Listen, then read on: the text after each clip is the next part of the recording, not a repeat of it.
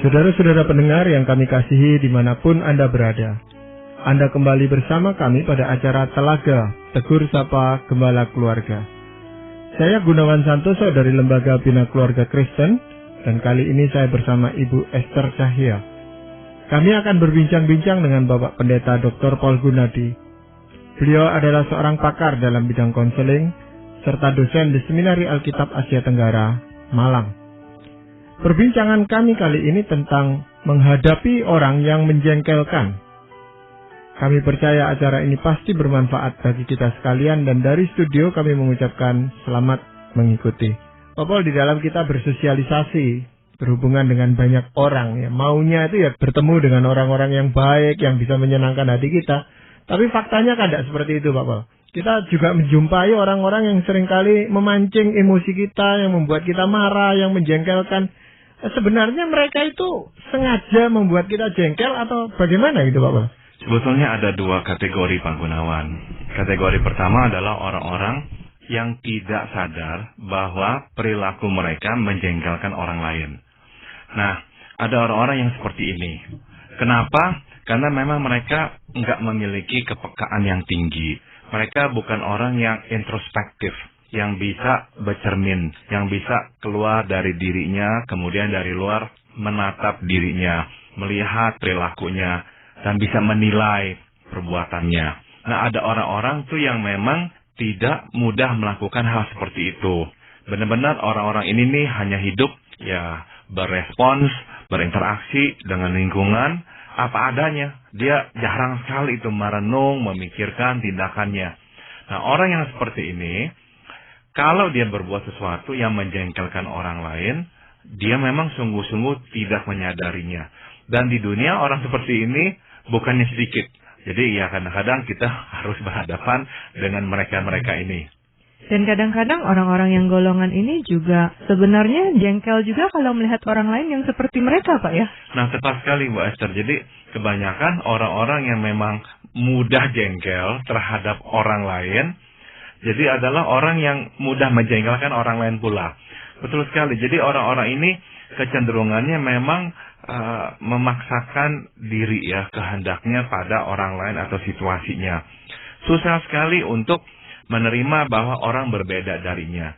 Nah, tatkala menghadapi perbedaan, maka dia marah, dia jengkel, tidak suka. Jadi mungkin sekali kepekaan terhadap dirinya lemah, tidak bisa ia melihat diri, tapi kepekaan terhadap perbuatan orang sangat tinggi, makanya mudah sekali bereaksi dan jengkel. Tapi kalau tadi Pak Paul katakan ada orang-orang sebagian yang tidak menyadari bahwa dia menjengkelkan orang lain, berarti ada orang yang sebenarnya tahu bahwa dia menjengkelkan orang lain. Ada, Pak Gunawan. Jadi ada orang-orang yang sebetulnya tahu dia menjengkelkan dan sengaja menjengkelkan. Nah, mungkin pertanyaannya ya adalah, kenapa kok ada orang seperti itu, ya? Kenapa kok mau menjengkelkan orang lain? Nah, sebetulnya alasannya sangat sederhana. Orang-orang ini memang membutuhkan sesuatu, meminta sesuatu dari orang lain. Maka dia berulah dengan cara menjengkelkan. Nah, saya masih ingat cerita di firman Tuhan tentang Absalom. Dia lari, ya, ke Geshur karena dia telah membunuh adiknya, Amnon. Daud memang marah sekali kepada dia. Setelah itu dipanggil pulang oleh Yoab. Akhirnya dia pulang. Setelah dia pulang, Daud tidak memanggilnya, tidak mau mengakuinya dia sebagai anak, malah mendiamkan dia, sepertinya dibuang. Nah, dia jengkel, diperlakukan oleh Daud seperti itu. Nah, apa yang dia lakukan?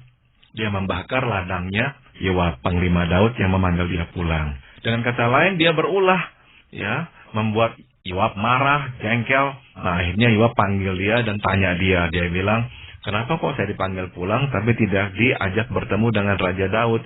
Nah, contoh itu saya kira cukup representatif, ya, melukiskan kenapa kok ada orang-orang yang sengaja menjengkelkan orang lain. Yang dia butuhkan sebetulnya apa? Itu yang kita perlu ketahui. Nah, sudah tentu tidak selalu sama, ya, apa itu yang dibutuhkannya. Tapi pada dasarnya, kalau orang dengan sengaja menjengkelkan orang lain, sudah tentu ada sesuatu yang sedang dibutuhkan atau dimintanya. Itu seperti mengingatkan saya kepada anak-anak kecil yang kadang-kadang tidak mendapatkan perhatian dari orang tuanya, terus melakukan sesuatu yang aneh-aneh, baru dapat perhatian. Jadi mungkin apa karena keseringan itu, Pak ya? Saya kira iya. Jadi kebanyakan anak-anak yang memang tidak pernah mendapatkan pembentukan yang pas ya dalam hal ini, cenderung membawa masalah ini sampai di usia dewasa. Maksudnya pas seperti apa? Begini, seyogianya lah orang tua melakukan dua hal ya. Pertama, waktu anak-anak meminta, orang tua harus memberikan perhatian dan melihat permintaannya itu. Dan kalau memang tepat dan baik bagi si anak, ya seyogianya lah orang tua memenuhi permintaan si anak. Namun sebaliknya, orang tua juga tidak seharusnya selalu menuruti permintaan si anak. Ada waktu-waktu meskipun ya permintaan itu baik, tidak apa-apa dan sebagainya. Namun kalau terlalu sering, nah orang tua dapat berkata tidak. Jadi anak-anak memang harus menerima atau belajar menerima larangan atau kata tidak dari orang tuanya. Barulah dia bisa mengerem. Nah, sudah tentu si anak tidak dengan begitu saja menerima ya perbuatan atau larangan orang tuanya, maka dia akan mencoba menerobos tembok yang telah dibuat oleh orang tuanya itu dengan cara berulah. Dengan dia berulah, dia mengharapkan orang tuanya akhirnya menyerah dan memberikan yang diinginkannya itu. Nah, kalau orang tua tidak bisa ya berdiri tegak ya dalam disiplin dan akhirnya menuruti kemauan si anak akhirnya terbiasa dan dia bawa kebiasaan ini sampai usia dewasa. Kalau dia meminta sesuatu dan tidak mendapatkannya, dia akan berulah. Sebab dengan dia berulah, pada akhirnya dia mendapatkan yang dia inginkan. Nah, jadi inilah warisan-warisan masa kecil yang tidak sehat yang kita bawa sampai ke usia dewasa. Ya, melihat contoh-contoh yang Pak Paul kemukakan, itu memang biasanya antara orang yang menjengkelkan dan orang yang dijengkelkan, ini punya relasi yang cukup dekat gitu Pak Paul ya? Seringnya begitu Pak Gunawan. Sebab memang kita tidak terlalu mudah dijengkelkan oleh orang yang tidak berkaitan dengan kita. Jadi prinsipnya atau hukumnya adalah makin dekat orang itu dengan kita, makin berpotensi dia menjengkelkan kita ya. Bahkan dalam kasus-kasus tertentu bukan saja menjengkelkan tapi melukai kita sangat dalam. Jadi memang ya ukurannya ya sangat konsisten dengan jaraknya ya relasi kita dengan orang tersebut. Makin dekat, makin mudah terpengaruh kita oleh perbuatan orang itu. Nah, ini sebenarnya hal-hal apa saja Pak Paul yang bisa memicu kejengkelan seseorang itu? Ada beberapa Pak Gunawan. Yang pertama adalah kita cenderung jengkel kalau sesuatu tidak berjalan sesuai dengan kehendak kita. Kita memang ya sebagai manusia mempunyai keinginan, mempunyai pendirian, mempunyai cara tertentu. Nah, kita itu tuh akhirnya ya mematok diri kita, inilah keunikan kita. Nah, di dalam patokan itu kita cenderungnya tidak mudah untuk bergeser atau beradaptasi. Namun, kita harus beradaptasi dengan lingkungan. Itulah pentingnya peranan orang tua di masa anak-anak kecil. Ya, menolong anak agar bisa beradaptasi. Salah satunya adalah dengan cara tidak selalu memberikan apa yang anak inginkan. Nah, tapi ada anak-anak yang memang tidak terlalu mendapatkan pagar dari orang tuanya, sehingga tatkala besar selalu mau melakukan sesuatu sesuai dengan kehendaknya. Kalau terlalu besar keinginan ini dan terlalu kaku dianya, maka dia akan lebih mudah dijengkelkan sewaktu sesuatu terjadi di luar kehendaknya. Namun kebalikannya juga tidak boleh, yaitu ada orang yang sama sekali tidak pernah punya patokan, tidak pernah punya pagar, sehingga ikut saja apa kehendak orang, apa kata orang, belok sesuai dengan keinginan orang. Nah, dia memang mungkin saja tidak pernah jengkel, karena ya dia ikut saja apa yang orang katakan, rencananya berubah ya tidak apa-apa.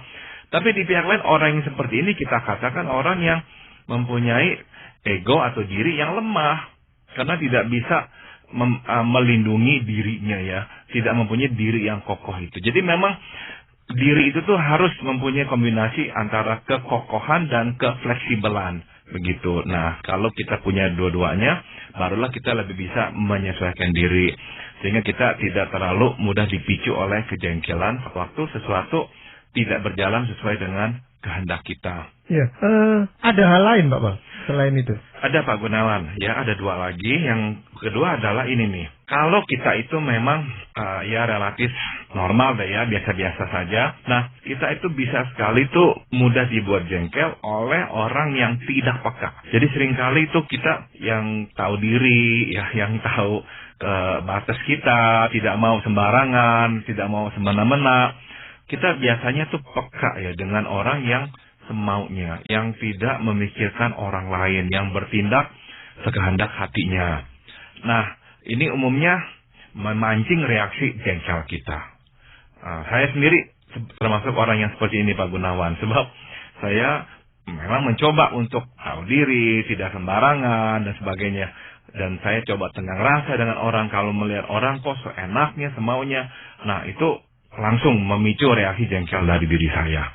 Dan yang terakhir adalah hal-hal yang membuat kita jengkel, benar-benar hal-hal yang memang jahat Pak Gunawan. Dan seyogianya lah kita dibuat jengkel oleh kelaliman, kejahatan, ketidakadilan, kebobrokan, seharusnya. Jadi kita nggak seharusnya diam-diam dan tidak merasa apa-apa sewaktu kita melihat kebobrokan dan kejahatan atau kelaliman. Jadi Tuhan pun memanggil kita untuk bereaksi marah ya terhadap kejahatan atau terhadap kelaliman di dalam hidup ini. Jadi apapun latar belakang kita, baik yang tadi soal pagar itu Pak ya, pagar yang kuat ataupun yang tidak kuat, ataupun kita yang tahu diri, artinya kan setiap kita akan menghadapi orang-orang yang menjengkelkan gitu Pak ya dalam kehidupan kita sehari-hari. Nah, kalau memang tadi juga Pak Gunawan katakan itu orang-orang dekat nih, orang-orang yang semakin relasinya dekat dengan kita itulah yang menjengkelkan. Yang sehat gimana nih Pak ya untuk menghadapi orang-orang ini, sikap-sikap kita terhadap mereka? Ada beberapa Ibu Esther. Yang pertama adalah sebaiknya kita memfokuskan diri pada apa yang harus kita kerjakan, apa yang menjadi bagian kita, ya. Jadi kita tidak terlalu fokuskan pada orang lain. Misalkan terjadi kesalahpahaman ya antara kita dengan orang tersebut, dan kita dibuat jengkel lah oleh tindakan dan sebagainya. Namun ya setelah kita merenung, kita menyadari ya ada bagian kita juga lah di mana kita misalkan akhirnya terlalu beremosi atau apa. Nah, kita langsung saja datang kepada dia dan berkata, tadi saya beremosi, saya kira tidak pada tempatnya saya mengatakan hal-hal itu, saya minta maaf. Titik. Jadi kita tidak selalu memusingkan orang tersebut dan reaksinya. Karena apa? Kalau kita membuat diri kita itu tuh pusing ya, terpengaruh oleh tingkah lakunya, perbuatannya, akhirnya kita sendiri tuh akan kehilangan diri kita. Kita akhirnya tuh bisa menjadi seperti dia. Benar-benar secara harafiah kita bisa menjadi seperti dia tuh. Artinya apa? Mudah bereaksi. Karena dia kan mudah bereaksi dan kita tidak suka dengan tindakan-tindakannya yang mudah bereaksi. Tapi kalau kita tidak jaga diri, tinggal tunggu waktu kita seperti dia deh. Dikit-dikit kita pun akhirnya bereaksi dan marah dan jengkel. Padahal si pelaku itu mungkin juga sudah lupa ya, dia sudah menjengkelkan kita Pak ya. Bisa jadi, dia udah gak ingat lagi. Nah, akhirnya kita yang dibawa oleh emosi menjadi jengkel. Maka saya kira dalam menghadapi orang yang menjengkelkan, kita mesti menjaga keutuhan diri kita, integritas kita. Kita tetap fokuskan pada apa tuh andil kita, apa tuh bagian kita. Nah, kita kerjakan, kita lakukan, kita akui. Kalau memang ada kesalahan di pihak kita, kesalahan itulah yang kita akui. Tapi kalau memangnya tidak ada kesalahan di pihak kita, ya kita juga katakan tidak ada kesalahan di pihak kita. Kita nggak sengaja membuat-buat kesalahan supaya dia senang. Jangan. Jadi itu yang pertama. Dan yang kedua adalah kita mesti belajar juga mengkonfrontasi orang yang memang menjengkelkan kita itu. Apalagi kalau kita mendapatkan dukungan bahwa dia bukan saja berbuat ini kepada kita, tapi kepada orang-orang lain. Nah, kita bisa menghampirinya dan berkata, saya ingin memberitahukan kamu bahwa tindakan kamu tadi itu, yang begini, membuat saya jengkel sekali. Saya merasa kok kamu nggak peka ya, nggak bisa melihat dampak tindakanmu pada orang lain. Nah, jadi kita mengkonfrontasi dia. Nah, pertanyaannya adalah apakah kita harus mengkonfrontasi semua orang yang menjengkelkan kita? Tidak. Kenapa? Sebab nomor satu ya, ada kalanya memang orang tersebut tidak bersinggungan dengan kita, tidak dekat dengan kita, dan kita sadari kalau kita ngomong seperti itu, mungkin saja akibatnya lebih buruk. Dia salah paham, malahan makin marah dengan kita dan sebagainya. Ya jangan. Nah, ini kita harus pertimbangkan. Atau faktor lain yang kita perlu pertimbangkan adalah, apakah memang ini relasi yang penting buat kita, relasi yang dekat dengan kita. Kalau memang tidak, ya tidak terlalu dan jaraknya jauh, ya udah, kita biarkan saja. Ya, karena kita tidak bisa sedikit-sedikit ada hal-hal yang menjengkelkan, kita ngomong sama orang, kita tegur orang. Ya nggak bisa. Jadi ya ada hal-hal yang kita harus ya abaikan ya, cuekan. Namun kalau orang itu memang dekat dengan kita, relasi ini penting, dan kita merasakan ya inilah yang Tuhan inginkan kita lakukan kepadanya, sebaiknya kita datang kepadanya dan ngomong secara ini ya jelas, berikan sampaikan teguran kita dengan pas kepadanya supaya dia bisa mendengarnya. Dan resep terakhir adalah bagaimana menghadapi orang yang menjengkelkan adalah sekali-sekali ya menghindar. Benar-benar secara harfiah menghindar, jangan terlalu sering-sering bersinggungan jalan dengan dia. Soalnya nanti kita terus-menerus dibuat jengkel ya kesal juga. Darah tinggi Pak ya? Darah tinggi nanti akhirnya, betul. Nah, seringkali memang orang yang menjengkelkan kita itu Pak Pol ya, kalau tujuannya belum tercapai, artinya dia melihat kita tidak jengkel, dia malah menjadi-jadi, memang berusaha membuat supaya kita itu jengkel Pak dia. Betul, jadi memang tadi kita sudah bicarakan, orang yang sengaja menjengkelkan itu memang mempunyai kebutuhannya. Nah, kita coba aja lihat kebutuhannya itu, apakah memang sesuatu yang sah, apakah sesuatu yang perlu penuhi atau dibicarakan. Kalau memang iya, perlu ya, yaudah kita coba penuhi kebutuhan tersebut. Namun kalau memang kita sadar ini kebutuhannya ini nih tidak sah, dibuat-buat dan sebagainya. Ini orang kok terus menerus meminta-minta, tidak mau bertanggung jawab. Nah, apa yang harus kita lakukan? Memang pada akhirnya kita harus memang mengkonfrontasi kalau orang ini terus menerus menjengkelkan kita seperti itu. Konfrontasi dengan cara yang assertive, artinya tidak kasar, tapi jelas mengungkapkan apa itu tuh yang menjadi perasaan kita akibat perbuatannya, dan apa itu yang kita harapkan dari dia sekarang, yaitu bahwa kita tidak mau dia mengulang-ulang lagi ulah seperti itu. Nah, jadi kita memang harus juga bisa berdiri membela diri kita, sehingga dia tahu bahwa kita sudah berdiri dan membela diri. Karena orang-orang yang menjengkelkan ini, yang sengaja menjengkelkan ini, kalau melihat kita kok seolah-olah diam-diam saja, seolah-olah kok kita ini nih takut atau lemah kepadanya, makin menjadi-jadi.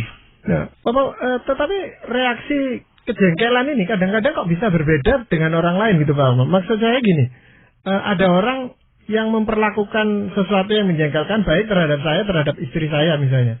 Saya sudah jengkel, tapi istri saya malah tidak jengkel kok dia. Masih bisa bertahan kok. Kok bisa gitu Pak? Biasanya memang ini terpulang pada kesensitifan kita secara pribadi. Ya, kalau kita memang sensitif, berarti kita reaktif, kita lebih mudah bereaksi. Sesuatu yang kita rasakan, sangat kita rasakan. Jadi misalkan, kalau orang lain jengkel, ya harus menerima 5 ons stimulasi atau kejengkelan, baru dia merasakan kejengkelan. Nah, orang yang memang sensitivitasnya tinggi, baru terkena 1 ons, dia sudah bereaksi. Karena apa? Memang dia sensitif, jadi lebih mudah merasakan. Maka ya kita juga memang mesti fair, mesti lapang dada menilai orang. Kadang-kadang kita itu tuh mudah sekali mengecap orang-orang yang bereaksi sebagai orang yang tidak bisa menguasai diri. Sebetulnya tidak selalu begitu. Karena kadang-kadang ada faktor kesensitifan yang tinggi ini. Jadi salah satu hal yang perlu kita pelajari dalam hidup adalah ini Pak Gunawan.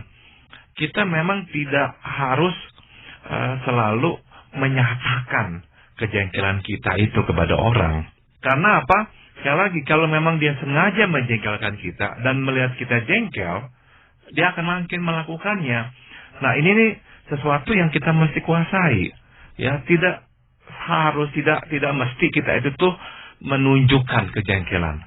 Lebih baik atau kadang-kadang ya kita kontrol reaksi kita sehingga orang itu pun melihat kita nggak mudah dibuat jengkel olehnya, dan ya mudah-mudahan dianya akhirnya ya kecil hati untuk terus menjengkelkan kita. Namun bukankah itu juga tipis gitu bedanya, nanti lama-lama jadi apatis gitu Pak ya? Kayaknya yaudah nggak peduli deh gitu. Kadang-kadang harus kita bersikap seperti itu, Bu Memang Hester. kesana ya. Ada orang-orang yang memang wailah terus-menerus menjengkelkan kita, dan kita emang nggak berdaya berbuat apa-apa. Misalkan dia adalah bos kita, atasan kita. Nah, kita mau bilang apa? Kalau kita udah siap untuk berhenti dan bekerja di tempat lain, ya nggak apa-apa kita bicara dengan dia terus terang apa adanya dan yang mengambil risiko diberhentikan. Namun kalau kita tidak berani dan tidak mau mengambil risiko itu, terpaksa akhirnya memang kita harus tidak mempedulikan.